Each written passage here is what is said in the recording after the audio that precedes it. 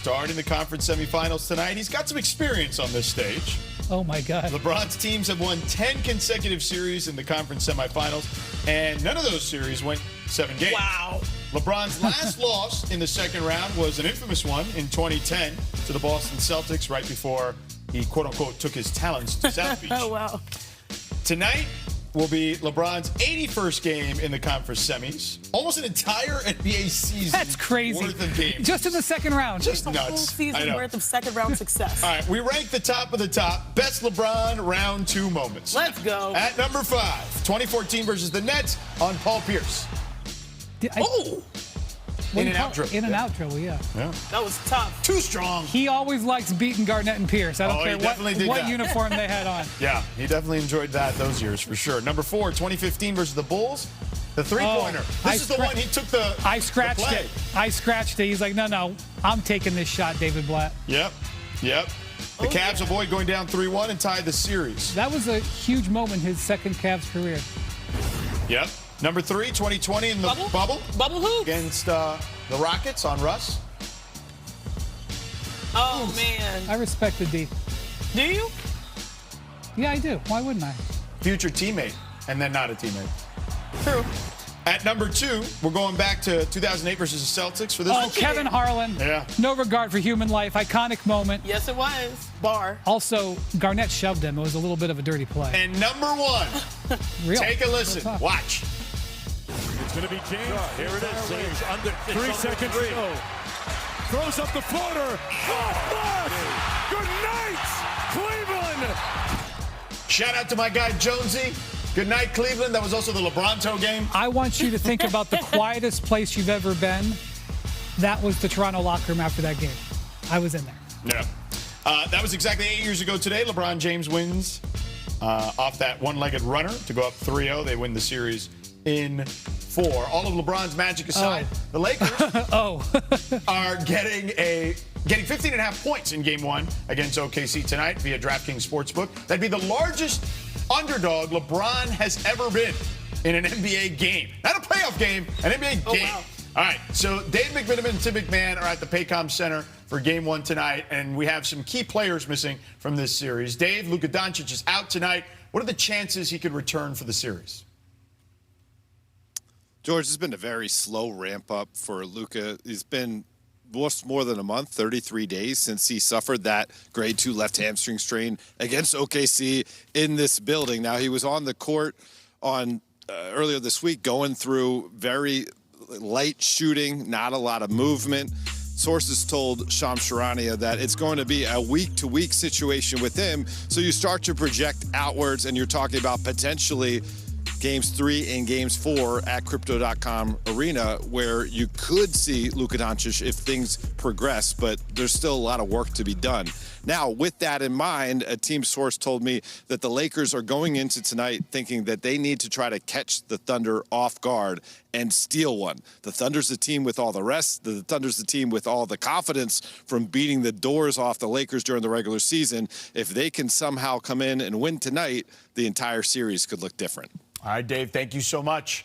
Yeah, the Thunder defeated the Lakers on average by nearly 32 points in the regular season. On the other side, Jalen Williams is also out tonight. We haven't seen him since Game 2 of the first round against Phoenix, but OKC has been just fine without J-Dub this year, going 41-10 without him in the regular season and the playoffs. So we welcome back Tim McMahon here. Tim, what can you tell us about the status of Jalen Williams for this series? Howdy, George. Week to week is also the phrasing that the Thunder are using to describe Jalen Williams out tonight. We will see if he plays in this series. And look, I'm not sure how competitive the series is. I'm not sure if that will play into whether Jalen Williams gets back on the floor in the series. What we do know is A.J. Mitchell is going to be in the Thunder starting lineup. And I think this is going to be potentially a coming out party for him in terms of casual fans around the NBA. He wasn't in the Thunder's playoff rotation as a rookie last year as he was coming back from an injury. He's been one of the best 6 men in basketball, and with Jalen Williams out of the lineup, he's really that secondary creator alongside Shai Gilgeous-Alexander, and A.J. Mitchell had 22 points, 6 assists in that closeout win to complete the sweep of the Suns. The Thunder are certainly hoping that he picks up where he left off game 1 tonight against the Lakers. All right, Tim. Adios, amigo. Thank you so much for the time. Now, A.J. Mitchell, he brings up a great point. I mean, had he played enough games, would have been in the sixth-man conversation. But when you look at this series, Brian, what to you could be the difference here? Yeah, so secondary playmaking. We know that LeBron's going to have the ball in his hand. We know that Shai's going to have the ball in his hand. In the playoffs, when your primary playmaker is so often set up the defense, secondary playmaking is vital, okay? And so that's where Austin Reeves and A.J. Mitchell come in. Now, Austin Reeves is a guy who's done this before. Remember, I'm him? Yeah. You know, this is where I'm him came from, was a playoff setting where he was able to, alleviate some of that playmaking on LeBron. And so they need him to be an offensive hub. He was okay in finishing out that series against Houston. He's gotten a couple extra days here to come off of that oblique injury. That's big. His opposite number that McMahon just talked about, A.J. Mitchell, he was 16-1 when he started in the regular season. He started in the whole first-round series against Phoenix. They won all 4 of them. Yeah. So that 20-1 record says a lot right there. He was a guy who was basically their backup point guard during the regular season. Now, with him in the starting lineup in the place of Jalen Williams, he can still handle that and sort of be the point guard, secondary point guard on the court. So that is so important, those two guys taking the burden off. I think you will see those guys both have their imprints on tonight's game. Let's take a moment to focus also on the primary point guard and Shai Gilgeous-Alexander, because the biggest question in the NBA the last 2 years, as being the front runner this year once again for MVP, is how do you slow this man down? No one has been able to do it. And when you go into the micro versus the Los Angeles Lakers over the last 2 years, SGA has averaged 31.2 points, the second most amongst players when they take on Los Angeles, the Lakers. I don't see an answer. And again, when you're dealing with someone so confident that they can choose how they want to beat you, meaning in the first round series versus Suns, he was like, oh, no J-Dub, I'm going to drop 40 plus. Okay, the next following game, the closeout, the sweep game, he was like, oh, I can distribute the rock. I can, get 8+ assists or so. He can beat you in a variety of ways.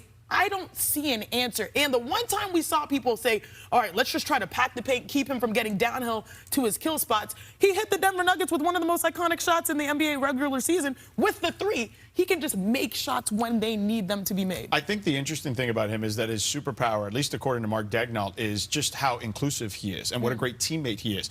They have guys on this roster, as we know, that some people have never even seen play basketball, but we know can play basketball. A.J. Mitchell was one of those guys from last year, exactly right? Yeah. And it's because, Mark Daigneault will tell you, it's because of Shai. It's like, it doesn't matter who's on the floor. This guy, that guy, let's do it. Hey, I'm Shai. Let's play together. We'll make this work. And that, to me, is the true definition of an MVP. Yeah, and the thing, that's what LeBron did. One of the reasons he's won all these second-round series is because he uplifts his teammates. He takes guys. If I showed you some of the guys who are their probably second and third leading scorers in those games, you'd be like, I don't even remember that guy. Well, you may be not heard of these Thunder guys. You may not remember those Cavs guys. So that's kind of what their assignment both is tonight. Like, you need Luke Kennard, you need Rui Hachimura. That's to help LeBron. And that's the thing that the Thunder do. Their Thunder are so deep that they really never stop coming at you. And for a Lakers team that's a little depleted, that's doubly hard. All right, it's time for a Heat Check brought to you by DraftKings Sportsbook. Chiney, what do you got for us today? For all of these reasons, I'm going to say SGA is going to drop 30. At least 30. I have him for 30-plus points. This is what he does against the Los Angeles Lakers, and going up against a historical great in LeBron James, he'll want to make a statement. Wendy? Someone smarter than me advised me that Rui Hachimura has gone over 13 points in 5 of their 6 playoff games. Okay. So I'm going to do it again. And last but not least, you guys, Chet Holmgren, we need to talk about him more. He's averaging 17 points on nearly 60% shooting. And last game, he knocked down 2 threes, so put him in the 3-point column. So there you go, 30 points from SGA, 2 threes. Now that's from a parlay Chet. if I've ever seen one. 13 points from Rui. That parlay would give you plus 430 odds. A $10 bet wins $43. Oh, that's great. On DraftKings Sportsbook, all customers can get